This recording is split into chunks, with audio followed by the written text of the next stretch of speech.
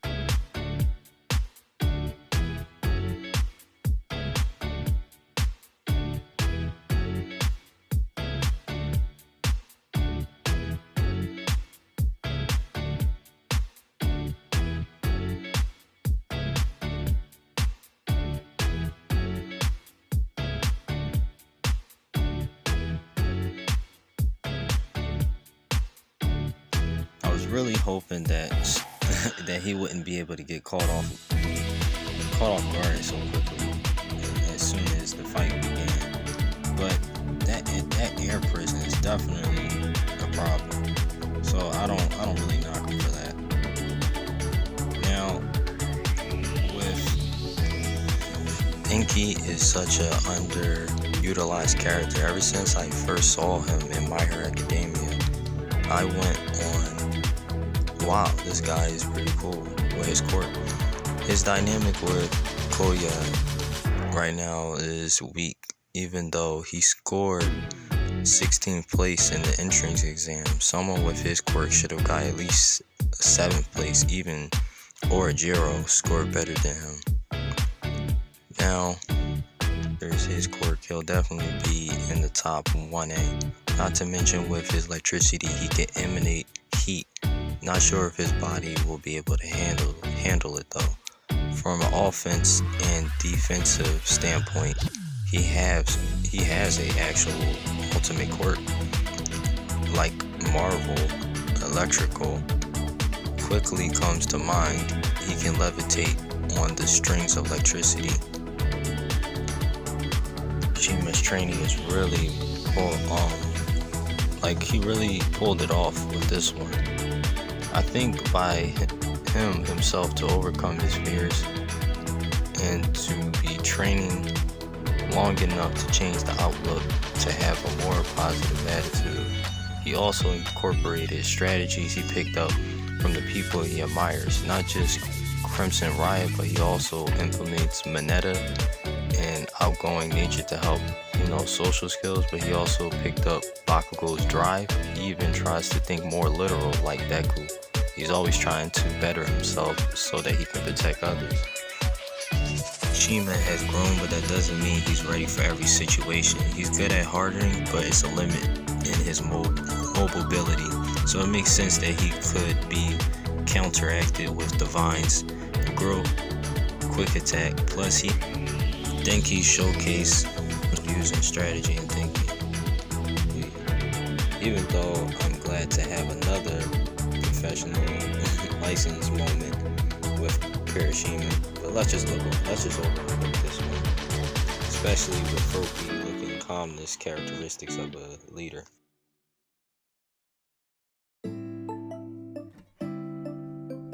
his keenest smell since the very beginning has been a big issue that they definitely going to have to find a strategy to throw him off.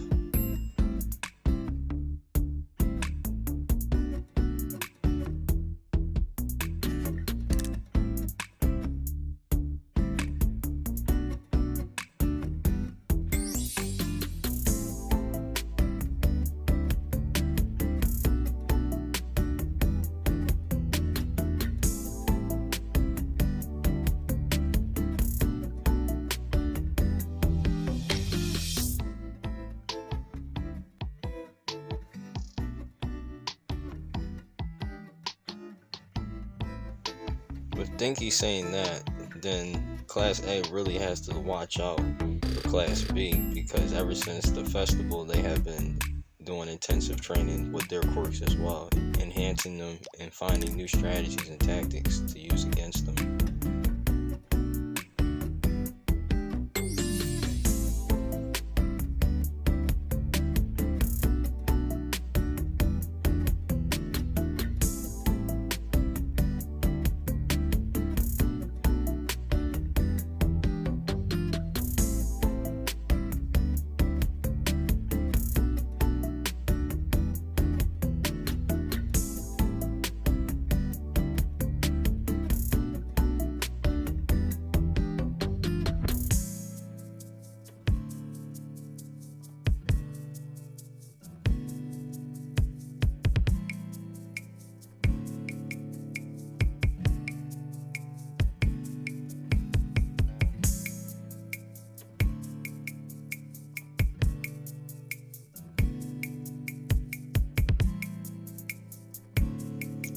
Shinso has a ton of potential, especially if he is in a team situation like this one. If he can hone his combat abilities and get some more proper experience, he'll definitely be a force to be reckoned with.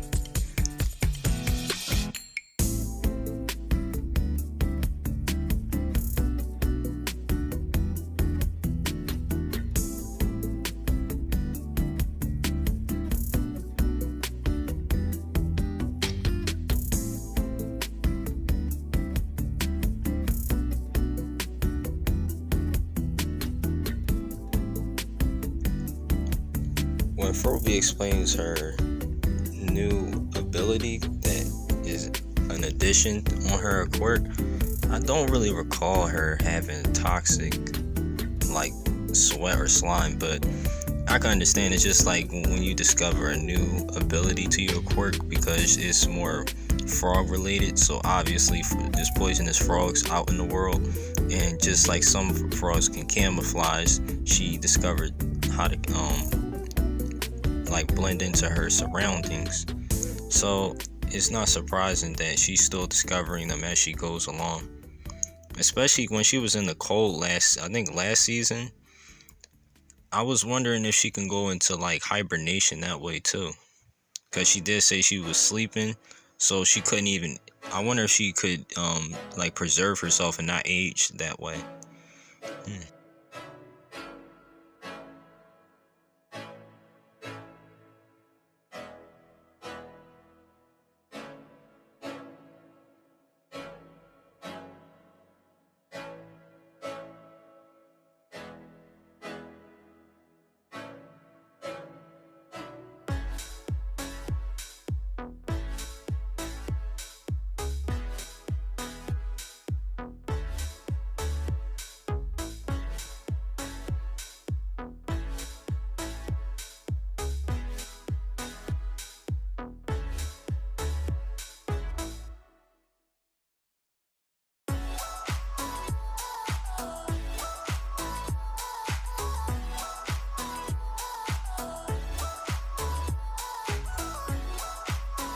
Imagine how she pukes out her stomach and cleans it.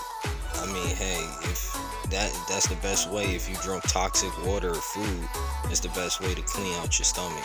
It's very useful when you're out in, I would say, a swamp or something like that, to clean yourself. So very convenient in that aspect.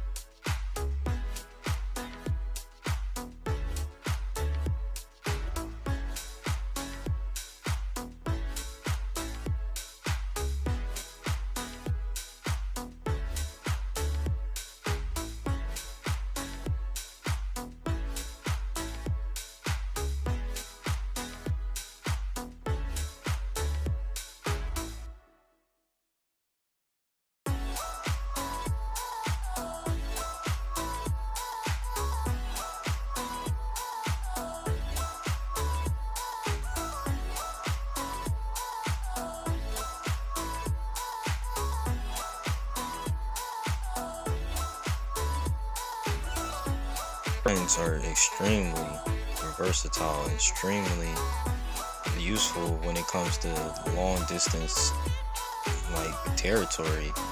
And when you have a big area, she can just hone in and track them down by the slightest touch of her vines, which is too useful, especially when they already got somebody who can already smell the air and detect them coming and approaching them, and giving her directions on where she should set up her traps of her vines to capture.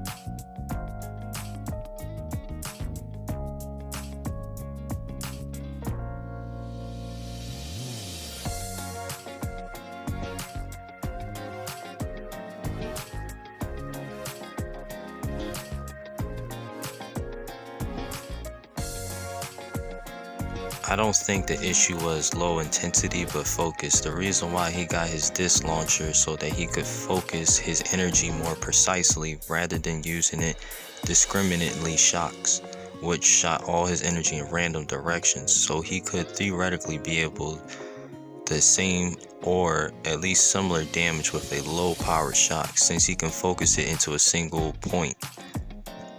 Shinso, I think he needs to give himself more credit. He wasn't behind everyone, despite that being true. When it comes to experience on the battlefield, he really did come in clutch in this fight. Even Kaminari and Tetsu said that he's better than what he says he is. It's nice to see Kaminari remembering his past experience in the festival and using it to his advantage in this scrimmage. Remembering how she can defend herself from his electricity, and now coming from a different approach because he has matured and has new tactics and utilities at his disposal that he can utilize to his advantage. I'm glad that he's taken the courage to take the first step, even if it does set him up to be captured first. He's taking one for the team.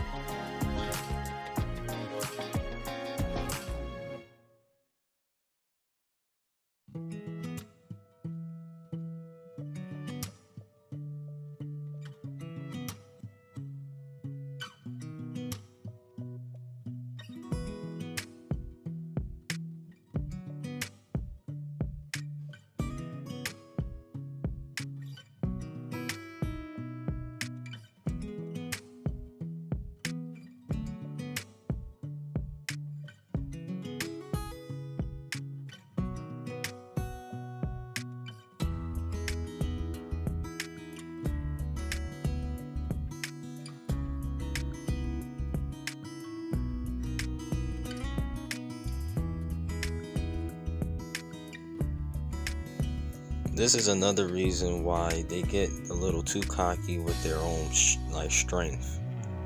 Basically, this guy basically guaranteed, he knew that he wouldn't be knocked out from that attack, but he didn't realize that he was not self-aware of his surroundings anymore, which led to his downfall.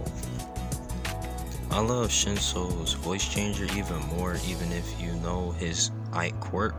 That item can be used to disrupt communication between opponents, which can be devastating if not careful when they try to communicate with one another with words. So far, the opening has grown on me quite a bit. I think I'm really starting to like it.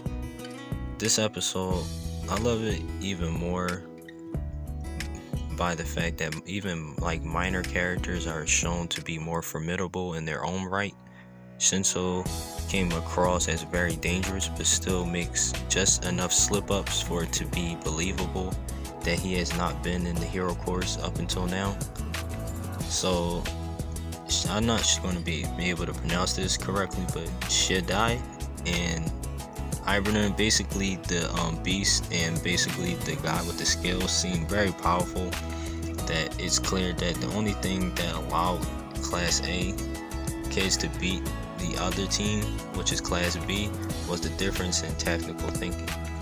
Studying Shinso's move the entire time, this round as well. So it's definitely going to be interesting to see how Shinso will handle himself when he actually is trying to fight Deku. Even after season 4, I'm sure ascending the roles of main character is time to get to the big moment. Shinso really turned out to be cool. I did not expect him to brainwash the Vine girl like that. Their whole plan was amazing. Kaminari had an amazing plan there. Also known as Froppy, she basically assumed leadership from the beginning, captured one of the opponents, and came with the opening for the counterattack while still acting on intuition and adapting on the spot, which is really great. So regarding Kaminari, he did great. 2 opponents at once. Some really good animation, especially in the first part of the episode. We get at least one good piece of each match. Shinso was cool. So his mouth was covered and that his scarf would absorb small jaws movements probably made it appear to be safer to bet to go all out in the hopes that a knockout would restore Aurabara. The truth is that if he hadn't gone after Shinso and just focused on Froppy with Ren, they probably would have had contained with Aurabara's quirk being used against them, allowing Shinso to get near her and command her to capture them.